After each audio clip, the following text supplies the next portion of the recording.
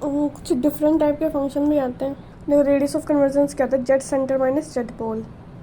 एक फॉर्मूला ये भी है ना। इसमें जैसे कि ये क्वेश्चन दे रखा है, अब यहाँ पे जेड बराबर ज़ीरो वाला पोल है, जेड पोल की value zero, pole at zero है नहीं, और जेड सेंटर गिवन होता है क्वेश्चन में जेड बराबर वन या समथिंग।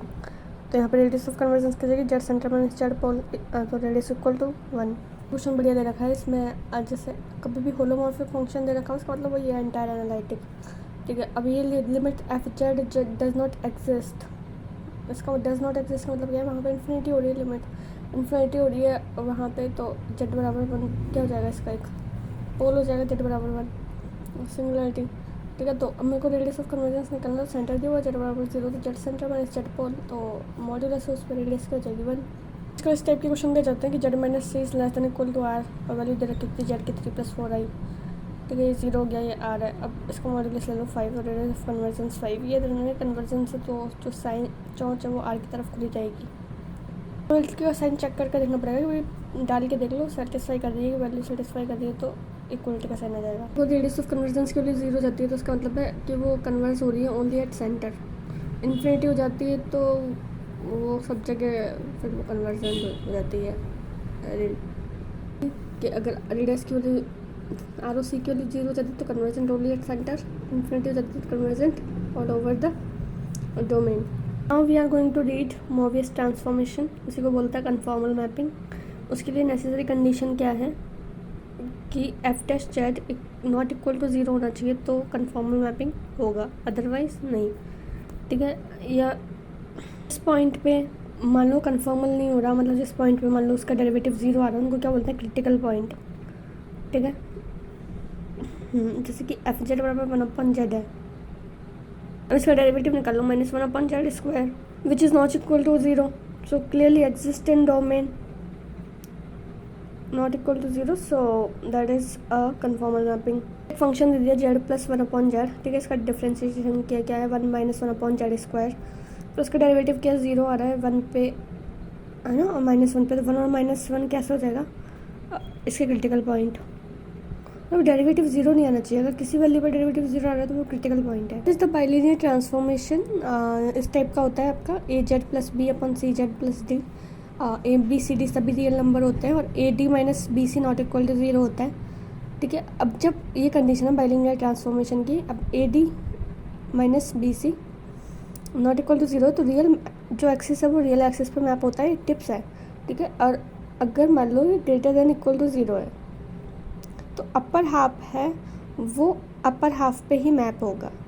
ठीक है, और लोअर हाफ है वो लोअर हाफ पे ही मैप होगा, मतलब जो जहाँ पे वो वहीं पे मैप होता है, यानी inside map inside, outside map outside, boundary map on boundary. But if it is a less than zero, मतलब A D minus B C less than zero, then upper half is mapped in to the lower one and the lower mapped on the upper, opposite हो जाता है। दूसरी condition ये है कि W बराबर F Z, ये दे रखा है ई आइटा लेमडा। ठीक है, अब इसमें यहाँ पे जेड माइनस अल्फ़ा, पहले तो ये फॉर्म याद रखो, फॉर्म ये है कि ई आइटा लेमडा तो बाहर है, जेड माइनस अल्फ़ा है और नीचे की साइड जेड माइनस वन है और जेड के साथ अल्फ़ा मल्टीप्लाई, लेकिन अल्फ़ा कॉन्जुगेट है और यहाँ पे अल्फ़ा कोई भी नंबर हो सकता है। अब यहाँ पे तीन टाइप की कंडीशन बनती है। ठीक है, अब सबसे पहले ये सारी चीज़ें इनपुट है और ये सारी चीज़ें आउटपुट है कि जब आप इनपुट ऐसा दे रहे हो जेड बराबर वन, इसका मतलब क्या है, यूनिट डिस्क, तो यूनिट डिस्क है वो यूनिट डिस्क पे मैप होगी। ठीक है, जब जेड लेस देन वन है, ठीक है, इसका मतलब है कि रीज़न कैसा है, इनसाइड इनसाइड रीज़न है। ठीक है, अब यहाँ पे कंडीशन बनती है अगर अल्फ़ा की value what that alpha greater than one है सपोज, ठीक है, तो जो आउटपुट है वो भी ग्रेटर देन वन बनेगा, मतलब आउटसाइड। ठीक है, और जब आपका मतलब कंडीशन तो दोनों ही आपका इनपुट लेस देन वन वाली है, मतलब यूनिट डिस्क के इनसाइड वाली कंडीशन है ना, इनसाइड वाली कंडीशन है, पर डिपेंड करिए अल्फ़ा पे। अगर अल्फ़ा ग्रेटर है तो आउटपुट ग्रेटर, अल्फ़ा लेस है तो आउटपुट भी क्या हो जाएगा, लेस देन हो जाएगा, यहाँ पे गलत दे रखा है। ठीक है, जैसे ये ऐसे दे रखा है, अगर अल्फ़ा लेस ग्रेटर है, हाँ, तो ये आ जाएगा इनसाइड। अल्फ़ा लेस है तो ये इनसाइड, अल्फ़ा ग्रेटर है तो ये आउटसाइड। दो कंडीशन है। वह डिस्कस कर लेते हैं। Perform e iota lambda Z minus alpha upon alpha Z minus 1। ठीक है, यहाँ पे 3 कंडीशन बन रही है। पहली कंडीशन है कि जब यूनिट डिस्क का इनपुट तो आउटपुट पे यूनिट डिस्क मिलेगा, लेकिन इंटीरियर है, यूनिट डिस्क के अंदर वाला जेड अल्फ़ा पे वैल्यू डिपेंड कर रही है। अगर जो अल्फ़ा है अगर वो ग्रेटर देन 1 है तो आउटपुट भी ग्रेटर देन 1 है, मतलब आउटसाइड है। और अगर अल्फ़ा लेस देन 1 है तो आउटपुट भी लेस देन 1 है, इनकी इनसाइड है। अब एक और फॉर्मेट ये है कि अगर ई की power iota lambda Z minus alpha upon Z minus alpha बार, इस तरह का है। तो यहाँ पे अगर इमेजनरी पार्ट 0 है, एक केस ये बन गया। दूसरा केस यहाँ पे ये बनेगा इमेजनरी जेड ग्रेटर देन 0। ठीक है, जब इमेजनरी जेड मतलब क्या है, रियल, मतलब जहाँ पे इमेजनरी पार्ट कौन सा होता है, वाई एक्सिस, और वाई एक्सिस 0, वो कौन सा एक्सिस है, एक्स एक्सिस। तो ठीक है, जब बात एक्स एक्सिस की दे रखी है तो आपका जो आउटपुट होगा वो किस पे मैप होगा, यूनिट सर्किल पे। ठीक है, इस वाले केस के अंदर जब आपको दे रखा है क्या, Z minus alpha upon Z minus conjugate of alpha, जब आपका इमेजिनरी पार्ट ग्रेटर देन 0 है, यानी कि आपका जो वाई है वो पॉजिटिव है।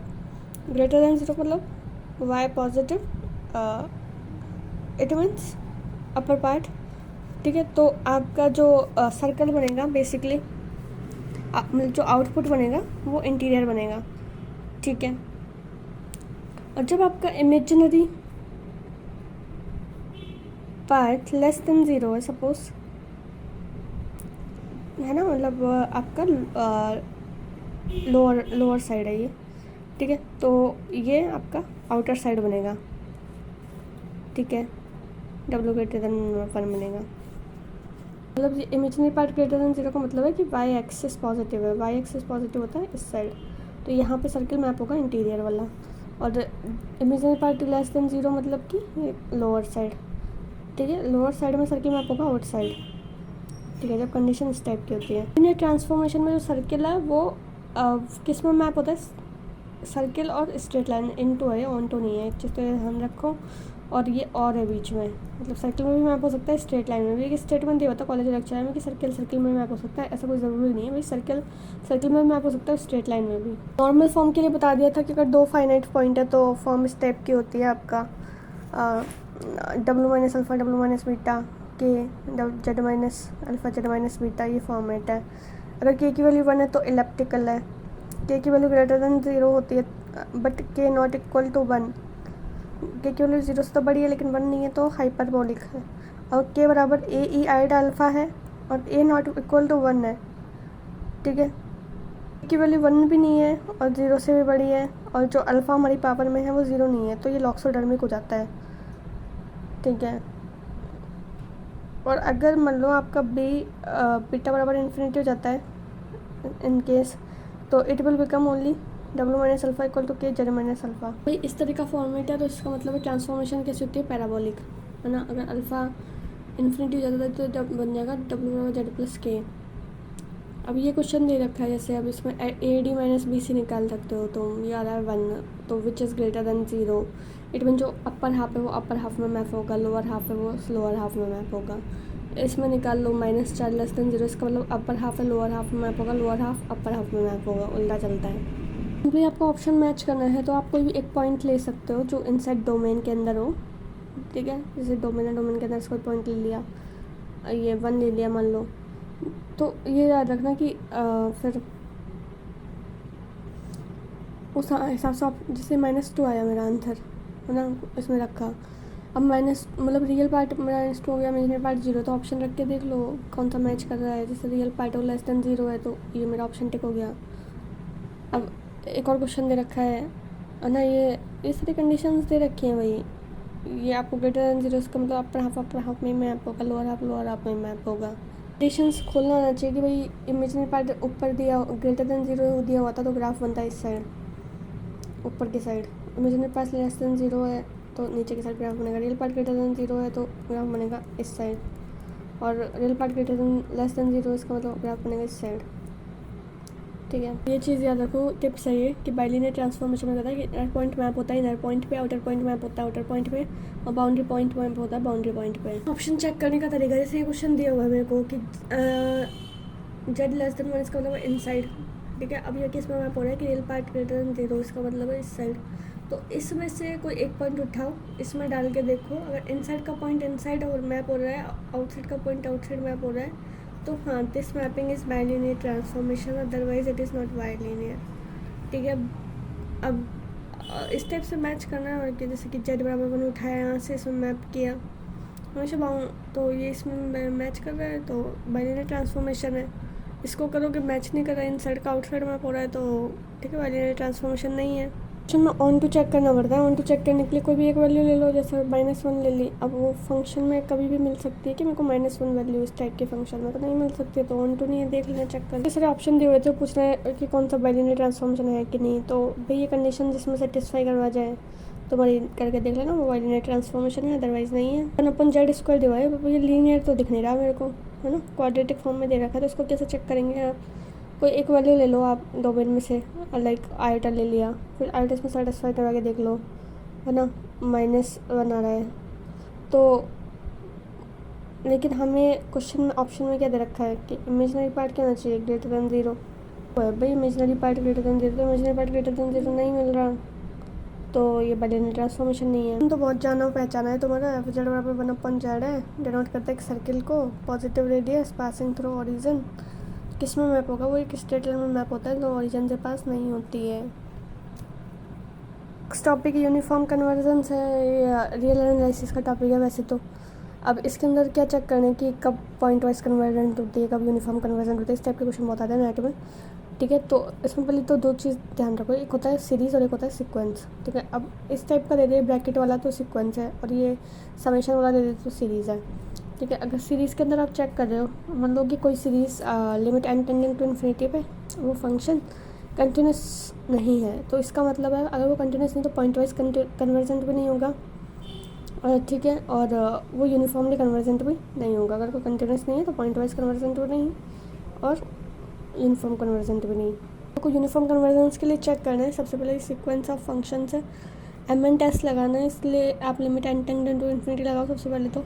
फिर वटेवर जो भी लिमिट निकले, मान लो ये लिमिट है L, ठीक है, n टेंडिंग टू इन्फिनिटी निकाली, तो फिर MN टेस्ट कैसे निकालेगा, supremum of that function whatever the function is there is limit, minus करेंगे इसमें से उनका जो भी सुप्रीमम आएगा इन डोमेन पे वो 0 आना चाहिए। अगर वो 0 नहीं आता, as n tending to infinity वो 0 आना चाहिए। अगर 0 नहीं आ रहा तो वो यूनिफॉर्म 0 आ रहा है तो वो यूनिफॉर्म कन्वर्जेंट है, अदरवाइज़ नहीं है। यूनिफॉर्म कन्वर्जेंस सीरीज़ के लिए लगा रहे हो तो यहाँ सीरीज़ के लिए मेरे को जो भी सीरीज़ गिवन है उससे एक छोटी सीरीज़ निकालनी पड़ेगी जो उससे बड़ी है, मतलब उसी के फॉर्मेट में सीरीज़ निकालनी पड़ेगी जो उससे बड़ी हो। ठीक है, अब मतलब वो उसके बाउंडेड सीरीज़ हो एक तरीके से। अगर ये मान लो ये कन्वर्जेंट हो जाती है तो हाँ ये यूनिफॉर्म कन्वर्जेंट हो जाएगी। ठीक है, अब जैसे एक इस टाइप का फंक्शन आ गया x⁴ 1/n वाला। ठीक है, अब यहाँ पे n टेंडिंग टू इन्फिनिटी पे इसकी वैल्यू निकालो, 1 आई लिमिट।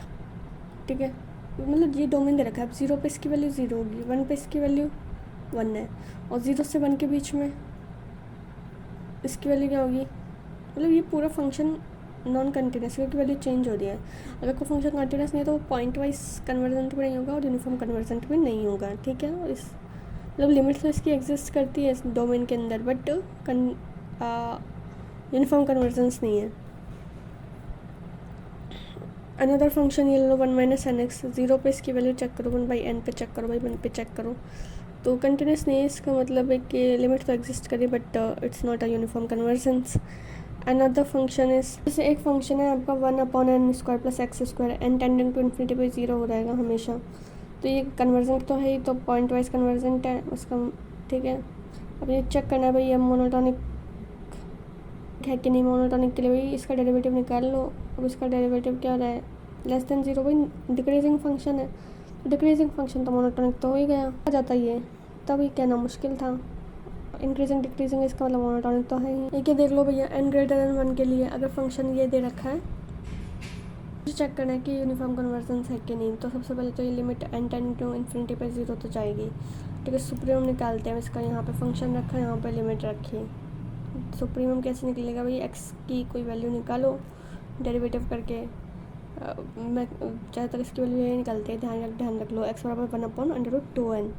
ठीक है, अब ये पुट करोगे तो क्या हो जाएगा, आपका जो ये वैल्यू है n टेंडिंग टू इन्फिनिटी पे 0 पे अप्रोच कर जाएगा। इसका मतलब यूनिफॉर्म कन्वर्जेंस तो है ही, इनकम्प्लीट है। ठीक है, सीक्वेंस यूनिफॉर्म कन्वर्जेंट, इसका मतलब वो सीरीज़ कैसी है, बाउंडेड सीक्वेंस। ठीक है, अब ये दे दिया तुमको nx दे रखा है 1+n² + x²। इस टाइप का फंक्शन दे दिया है। यहाँ पे nx ऊपर भी दे रखा है मतलब, ठीक है, और n भी दे रखा है। अगर तुम थोड़ा सा भी दिमाग लगा लो ना तो 1/n टाइप का फंक्शन बनेगा।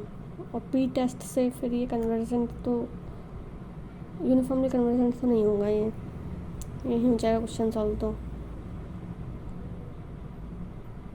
एक बार इसको देख लेते हैं। जब भाई 0 पे फंक्शन 0 होगा, अदरवाइज मतलब ये पॉइंट वाइज कन्वर्जेंट तो है। ठीक है, पर इसका जब मैमन टेस्ट लगाओगे, सुप्रीमम निकाला। अब ऐसी जो फंक्शन होता है ना, जब हमें निकालना होता है कि इसकी वैल्यू मैक्सिमम किस पे हो रही है, तो इसके डिनोमिनेटर बराबर 0 रख लिया करो। x की वैल्यू 1/n आ जाएगी। ठीक है, वो माइनस में आएगी तो उसको मॉडुलस लगा देना, कोई दिक्कत नहीं है। x की वैल्यू 1/n इसमें पुट करके देखो क्या आंसर आता है, 1/2। तो 1/2 इज़ नॉट इक्वल टू 0। और एम एन टेस्ट मतलब क्या बोलता है कि 0 आएगा तभी यूनिफॉर्म कन्वर्जेंट होगा। तो ये जो सीरीज़ दिख रही है ना, nx/1/n² + x², ये क्या होगी, नॉट यूनिफॉर्मली कन्वर्जेंट। ओके, और हमें ये जरूर काम आई थी। जो बाउंडेड सीक्वेंस है उसकी एक कन्वर्जेंट सब सीक्वेंस हो सकती है। सीरीज़ की बात आती है तो सीरीज़ इस टाइप से दे रखी होंगी। हमें कोई सीरीज़ गिवन है तो मैं इससे एक छोटा hx फाइंड आउट करूँगी 1/n³। तो डेफिनेटली ये इससे तो छोटी होगी, है ना। तो अब ये मेरे को पता है ये तो कन्वर्जेंट है ही, तो इसका मतलब ये भी क्या हो जाएगी, यूनिफॉर्मली कन्वर्जेंट। अगर मैं कुछ भी इससे बड़ी कोई सीक्वेंस फाइंड आउट कर सकती हूँ और वो कन्वर्जेंट है, तो ये भी कन्वर्जेंट है। डाइवर्जेंट और डाइवर्जेंट, अब ये देखते पता चल जाएगा यूनिफॉर्म कन्वर्जेंट है। ठीक है, अब ये x/n ये है तो π/n कर सकते हैं। रूट टेस्ट लगा लो भाई। अब n टेंडिंग टू इन्फिनिटी पर ये अप्रोच कर जाएगा 0 तक, तो हाँ ठीक है, कन्फर्म कन्वर्जेंट है। किस टाइप का फंक्शन दे देगा ये, ठीक है, तो रूट टेस्ट लगा देना यहाँ पे भी। तो ये यूनिफॉर्मली कन्वर्जेंट नहीं है। ये सीक्वेंस तो ये दे रखी है, लेकिन इसके लिए मेरे को सब सीक्वेंस चेक करनी है कि यूनिफॉर्म सब सीक्वेंस है कि नहीं। तो एक वैल्यू मैंने चूज़ कर ली, सर 2 1 चूज़ कर ली सपोज। तो ये वैल्यू आप देखोगे तो कन्वर्स तो नहीं हो रही है, एक पॉइंट नहीं आ रहा, अलग अलग पॉइंट आ रहे हैं, तो नॉट पॉइंट वाइज कंटिन्यूस। ठीक है, देख लो ये लिमिट 1+n² + x², इसका वही केस है भाई। इसको बराबर 0 का 1 भाई क्या आता है, इसका n आता ना, x बराबर 1/n। ये पुट करके देखोगे तो ये तो कन्वर्जेंट नहीं होगा भैया, not a uniform convergent. 0 function तो दे दिए, मतलब अगर भाई n टेंडिंग टू इन्फिनिटी पर कोई फंक्शन 0 हो जाता है तो वो पॉइंट वाइज तो कन्वर्जेंट हो जाएगी। पर यूनिफॉर्म कन्वर्जन के लिए mn टेस्ट होना पास ज़रूरी है। mn टेस्ट के बाद 0 होना चाहिए, तब जाके वो यूनिफॉर्म कन्वर्जेंट होगी। क्या डोमेन में हेर फेर कर देता है, डोमेन में आपको दे रखता है 1/2 से 1 के बीच में, और ये तो डिक्रीजिंग फंक्शन है तो 0 तक अप्रोच करेगी, तो उस केस में यूनिफॉर्म कंटिन्यूस हो सकती है। डोमेन पे फ़र्क पड़ता है कि डोमेन क्या दे रखा है। एक सीक्वेंस इस टाइप की दे रखी है 1/nx 2n x + 1, वही इक्वल टू 0 रख लो। x की वैल्यू क्या जाएगी 1/2n, पुट करोगे 1/2 आएगा। It means this is not uniformly convergent. ऊपर x आया, ठीक है, उस केस में क्या जाएगा 1/2n, डिवाइड करो उससे, तो it's a uniform convergence, right. अगर कोई सीक्वेंस यूनिफॉर्म कन्वर्जेंट है तो कन्वर्जेंट भी होगी, बाउंडेड भी होगी, पॉइंट वाइज कंटिन्यूस भी होगी, कॉची सीक्वेंस भी होगी। ये क्वेश्चन देख लो, xn 1/x, तो ये जो सीरीज दे रखी है ये भी यूनिफॉर्म कन्वर्जेंट होती है। भाई नेक्स्ट टॉपिक है डायगोनलाइजेबल एंड जॉर्डन ब्लॉक। ठीक है, अगर सारी ऑल आइगन वैल्यू मान लो डिस्टिंक्ट है तो डायगोनलाइजेबल है। ठीक है, अगर मान लो it has n li eigen vectors, मतलब नंबर ऑफ डायमेंशन के बराबर ही इंडिपेंडेंट वेक्टर्स है तो डायगोनलाइजेबल है। अगर उसके am बराबर gm है, arithmetic multiplicity equal to geometric multiplicity. और ज्योमेट्रिक मल्टीप्लिसिटी क्या होती है, basically nullity regarding that particular eigen value, या फिर आप कह सकते हो dimension minus rank of a minus lambda I. ठीक है, तो अगर ऐसा है तो डायगोनलाइजेबल है। मिनिमल पॉलिनोमियल है डिस्टिंक्ट लीनियर फैक्टर्स, अगर जो मिनिमल पॉलिनोमियल है उसका डिस्टिंक्ट लीनियर फैक्टर है तो हाँ डायगोनलाइजेबल है। ये लीनियर फैक्टर्स है, यहाँ पे इसको लीनियर फैक्टर नहीं बोलेंगे, क्वाड्रेटिक है एक्स स्क्वायर, ठीक है। Number of Jordan blocks n है, मतलब नंबर ऑफ डायमेंशंस के, तो भी डायगोनलाइजेबल है, राइट, ठीक है। अब जॉर्डन ब्लॉक कब बनता है आपका, जॉर्डन ब्लॉक की लैम्डा लैम्डा इसके ऊपर 1 1 1, number of Jordan blocks equal to number of geometric multiplicity, जितनी ज्योमेट्रिक मल्टीप्लिसिटी होती है, मतलब जितनी nullity regarding that particular eigen value है उतने आपके जॉर्डन ब्लॉक्स हो सकते हैं, और जितनी आपकी अरिथमेटिक मल्टीप्लिसिटी होती है उतने नंबर का हाईएस्ट ब्लॉक होगा एक, और उससे छोटे भी हो सकते हैं, कितने होंगे वो डिपेंड करता है ज्योमेट्रिक मल्टीप्लिसिटी पे, ठीक है। एंड अगेन थ्योरम ये है आपकी, अगर इफ़ कोई ए डायगोनलाइजेबल मैट्रिक्स है देन ए इनवर्स या ए ट्रांसपोज ए प्लस कोई कैरेक्टर्स मतलब लैम्डा आई है ये, and that is polynomial of that matrix is also a diagonalizable, but if A and B दो अलग अलग मैट्रिक्स दी हुई है और दोनों डायगोनलाइजेबल है, तो हम ये नहीं कह सकते कि ए प्लस बी, ए माइनस बी या ए बी उनका प्रोडक्ट कोई डायगोनलाइजेबल होगा या नहीं, मतलब सिंगल पे सिंगल सारे केसेस लग जाएंगे, है ना। लेकिन दो डबल केसेस हैं तो दोनों का कंबाइन में डायगोनलाइजेबल प्रॉपर्टी फॉलो होगी कि नहीं, ये कहना मुश्किल है, ठीक है। अभी आप जानते हो इस तरह से आप निकालते हो मोनोमियल केस, ठीक है। There is at least one Jordan, मतलब एम ऑर्डर का एक तो जॉर्डन ब्लॉक होगा ही होगा। यहाँ पे एक क्वेश्चन दिया हुआ था, अभी मेरे को सारी डायगोनलाइजेबल दी हुई है, ठीक है। तो सबसे पहले तो जिसके अंदर भी सेम मेरे को आइगन वैल्यूज़ मिल रही हैं, डिस्टिंक्ट आइगन वैल्यूज़ नहीं मिल रही तो वो तो मेरा वैसे ही कैंसिल हो जाएगा, ठीक है। देखते हैं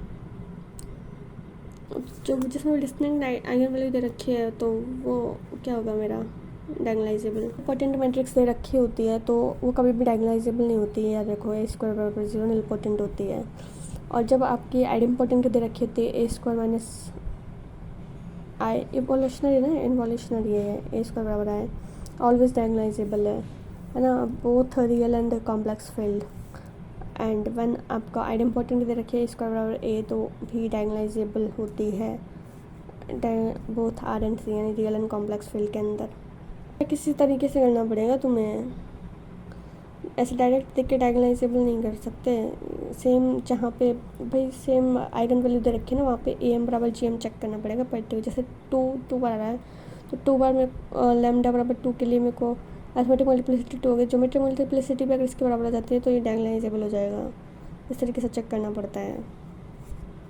मैट्रिक्स सिमेट्रिक और रियल वैल्यूज़ रखती है तो वो डायगोनलाइजेबल हो जाएगी। ए के बराबर -1 दे रखी है तो इसकी जो आइगन वैल्यूज़ है वो क्या कर जाएगी, -1 minus W minus W square, distinct eigen values है तो डायगोनलाइजेबल हो जाएगी, ट्रायंगुलर है नॉन सिंगुलर है, ठीक है।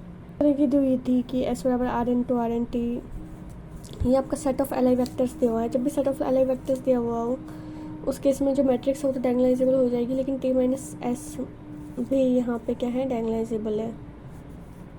यहाँ पे स्केलर्स मैट्रिक्स थी, इसके केस में उस तरीके से लिख सकते हो आप। तो कोई फंक्शन, अब रिमान इंटीग्रल पढ़ रहे हैं, रिमान इंटीग्रल में क्या है कि अगर कोई फंक्शन मान लो कंटिन्यूस है close interval A comma V के अंदर, close interval A comma V, ठीक है, तो हम कह सकते हैं कि हाँ वो रिमान इंटीग्रल है क्लोज इंटरवल ए बी के अंदर। मोनोटोनिक फंक्शन है इंक्रीजिंग डिक्रीजिंग तो रिमान इंटीग्रल है, ठीक है। लेकिन अगर कोई फंक्शन मान लो कंटिन्यूस, अब ये तो ठीक है ना। अब पे मान लो कोई फंक्शन कंटिन्यूस नहीं है लेकिन उसमें फाइनाइट नंबर ऑफ डिसकंटिन्यूटी मौजूद है, मतलब फाइनाइट नंबर ऑफ डिसकंटिन्यूटी है और प्लस वो बाउंडेड भी है, तो भी हम कह सकते हैं कि वो रिमान इंटीग्रेबल है। Bounded plus finite number of discontinuities Riemann integrable, ठीक है। मतलब अगर बाउंडेड है और लिमिट पॉइंट का सेट उसका फाइनाइट है तो भी वो फंक्शन क्या हो जाएगा, रिमान इंटीग्रेबल, ठीक है। लेकिन अगर रिमान इंटीग्रेबल है तो हम ये नहीं कह सकते कि कंटिन्यूस है, मोनोटोनिक है, क्या है, कांट से। But if it is a continuous monotonic once then we can say it is R I, मतलब रिमान इंटीग्रेबल। इफ़ मान लो कोई फंक्शन बाउंडेड नहीं है, if any function is not bounded it means it is not a Riemann integrable, that is for sure. की basic property है कि अगर F और जी मान लो कोई फंक्शन है रिमान इंटीग्रेबल है इस क्लोज डोमेन में, तो अल्फ़ा एफ प्लस बीटा जी भी रिमान इंटीग्रेबल होगा ए बी में। अल्फ़ा बीटा है वो भी बिलोंग करेगा ए बी में, ऐसा है तो कंटिन्यूस है तो रिमान इंटीग्रेबल होगा, मतलब इसका कंपोजिशन भी रिमान इंटीग्रेबल होता है। तरह का फंक्शन दे दिया जाता है तुमको कि एक्स पे रैशनल 1 की वैल्यू है और एक्स इरेशनल तो 0 है, तो ये फंक्शन वाली बात तो कंटिन्यूस ही नहीं है, डिसकंटिन्यूस फंक्शन है ना। अब इसमें 2 केस बनते हैं, कंटिन्यूस तो है, फाइनाइट है, इनफाइनाइट है। भाई यहाँ पे इनफाइनाइट नंबर ऑफ डिसकंटिन्यूटी मिलेंगी मेरे को, क्योंकि रियल जो आर है वो तो काफ़ी बड़ा सेट है ना, अनकाउंटेबल सेट है। तो अगर आर अनकाउंटेबल हो गया तो ये रिमान इंट्रिकेबल नहीं होगा। मान लो डिसकंटिन्यूटी भी होता और काउंटेबल हो जाता ना, तो ये रिमान इंट्रिकेबल कह सकते थे इसको, ठीक है। अब जैसे 1 है, इफ़ एन पॉइंट है फाइनाइट, बाउंडेड है, डिसकंटिन्यूटी फाइनाइट है तो रिमान इंट्रिकेबल हो जाएगा। क्यू एक्स है ना, तो that is not bounded, bounded तो नहीं कहीं पे, तो ये नॉट कंटिन्यूस, मतलब नॉट रिमान इंट्रिकेबल का फंक्शन है 1/2 तो इसके लिमिट पॉइंट होता है ना फाइनाइट होता है, तो फाइनाइट लिमिट पॉइंट है, बाउंडेड फंक्शन है तो आर आई हो जाएगा। इस टाइप के फंक्शन दे देते हैं। अब ये भी इसके लिमिट पॉइंट फाइनाइट होते हैं। फिर constant function independent of x, constant function is always continuous, so are I. Riemann इंट्रिकल निकालना होता है, ये होता है फंक्शन लिखो यहाँ पे लेंथ ऑफ डोमेन मतलब डिफरेंस ऑफ दिस, और फिर इसको समेशन करके इनफाइनाइट सीरीज़ का फॉर्मूला लगा के फिर सॉल्यूशन निकलता है। क्लैरिटी देख लो काम आ जाएगा कहीं। तो यहाँ पे ये टिप्स है तुम्हारे लिए कि अगर f कोई मोनोटॉनिक फंक्शन है तो इसका मतलब है कि f आर आई तो होगा ही, और r अगर रिमान इंट्रिकेबल है तो इसका मतलब वो लेसबर्ग इंटीग्रल पे होगा ही होगा, ठीक है। मतलब आर आई है तो लेसबर्ग इंटीग्रल है, लेकिन लेसबर्ग इंटीग्रल तो रिमान इंटीग्रल है कि नहीं ये नहीं कहा जा सकता। यहीं पे मैंने बताया कि फंक्शन मोनोटॉनिकली इंक्रीजिंग और कंटिन्यूस है, हो सकता है डिसकंटिन्यूस हो सकता है। अगर डिसकंटिन्यूस है तो जंप कैसे होंगे इंक्रीजिंग फंक्शन में, जंप डिसकंटिन्यूस मतलब कि वो कॉर्नर पॉइंट्स वाला, तो कॉर्नर पॉइंट्स ऑलवेज काउंटेबल ही होता है, तो यहाँ पर रिमान इंटीग्रेबल हो जाएगा, और रिमान इंटीग्रेबल है तो ये हो जाएगा एल आई। एक फंक्शन यदि हुआ है कि एक्स स्क्वायर जब रेशनल हो, एक्स क्यूब जब इरेशनल हो, तो यहाँ पर सिर्फ एक ही डिसकंटिन्यूटी बचती है, एक्स बराबर 0 पर फंक्शन कंटिन्यूस होगा, यहाँ सिर्फ एक ही पॉइंट पर कंटिन्यूस है फंक्शन, तो बाकी सब पे क्या होगा डिसकंटिन्यूस। तो जो डिसकंटिन्यूटी है वो काउंटेबल है कि अनकाउंटेबल है, अनकाउंटेबल है ना, तो डिसकंटिन्यूटी काउंटेबल इसका मतलब क्या है कि not to R I, Riemann integrable तो नहीं होगा। कुछ थ्योरम्स है कोवेरिएंस और कोरिलेशंस के, देख लो भाई। कोवेरिएंस क्या होता है एक्स वाई का, expectation of E X Y combine minus separate, E X separate E Y separate, और one X and Y independent है तो उस केस में expectation of X Y equal to क्या हो जाता है expectation of X and expectation of Y. इसका मीन्स क्या है, अगर ये दोनों आपस में बराबर हो जाए तो 0 हो जाएगा, मतलब कोवेरिएंस एक्स वाई बराबर क्या हो जाएगा 0 one X and Y is independent but converse need not true. अगर ये 0 तो हम ये नहीं कह सकते कि ये इसके बराबर होगा। भाई कोरिलेशन एक्स और वाई कोफिशिएंट आर, इसकी वैल्यू होती है covariance X Y under root variance X and variance Y. Covariance X X अगर सेम हो तो ये कि वेरिएंस एक्स के बराबर जाएगा, और covariance A X plus B Y C X plus D Y है, तो क्या करो भैया पहले ए सी निकालो एक्स एक्स बाई वाई का एक साइड, सबका अलग अलग कर लो। Covariance of X Y always equal to covariance of Y X, मतलब ये ठीक है एसोसिएटिव कम्यूटेटिव है एक तरीके से, ठीक है। अब ये कंडीशनल प्रोबेबिलिटी जानते हो ना। अब एक्सपेक्टेशन ऑफ दिस किसके बराबर होगी है, जब आप इसका भी एक और बार एक्सपेक्टेशन निकालोगे। अगर आपको वी एक्स निकालना है तो ये दोनों का होता है, एक बार वी के साथ निकालो एक बार ई के साथ, और ई एक्स वाई इसके बराबर होता है ई एक्सपेक्टेशन ऑफ अंदर वाई का